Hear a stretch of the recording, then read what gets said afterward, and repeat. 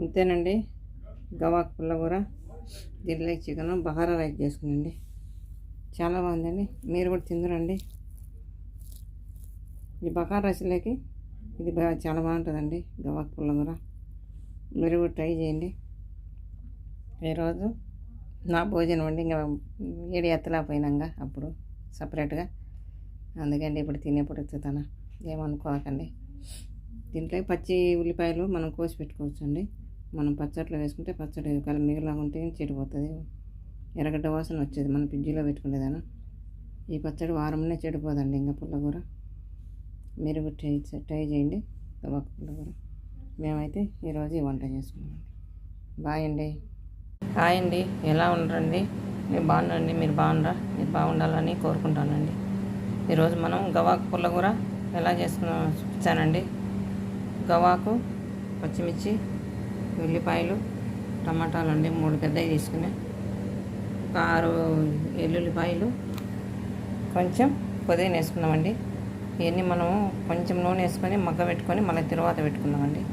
చాలా బాగుంటుందండి. బహారా రైస్లోకి దాంట్లోకైనా గవాక్ పుల్లగూర ఎలా చూపించానో చూడండి. ఇప్పుడు మనం 1 స్పూన్ ఆయిల్ వేసుకున్నామండి. మళ్ళీ తరువాతలో సరిపోతుంది, 1 స్పూన్ సరిపోద్దండి. ఇప్పుడు మనం ఇవన్నీ ఇందులో వేసేసుకున్నామండి. కొంచెం 1 నిమిషం ఫ్రై చేసుకున్నాం. అన్నీ వేసుకొని 1 నిమిషం పాటు ఫ్రై చేసి మళ్ళీ గవాక్ వేసుకున్నామండి. ఇప్పుడు టమాటా ఉల్లిపాయలు అన్నీ మగ్గినాక గవాక్ వేసుకున్నామండి.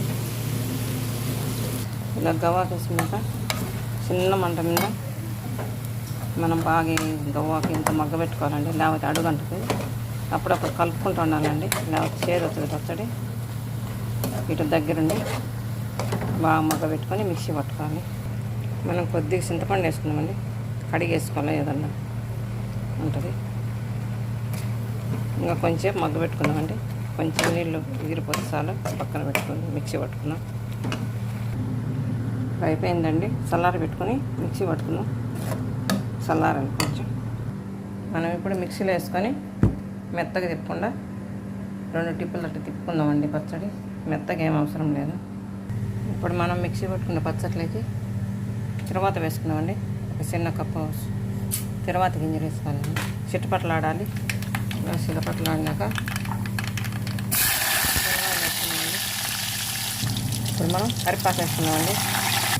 ఇందులోనే ఒట్టిమిర్చి వేసుకున్నామండి. ఇవి కూడా దూరగా వేయాలి. మనం ఇందులోకి కొంచెం చిటికెడు పసుపు, ఒక చిన్న స్పూను ధనియాల పొడి, ఒక చిటికెడు జీలకర్ర పొడి వేసుకున్నామండి. ఇవి వేసుకోవడం వల్ల బాగుంటుంది పుల్లగూర. ఇప్పుడు మనకు తిరువాత ఎగిపోయిందండి, బంద్ చేసుకున్నాం. ఇప్పుడు మనం ఇందులోనే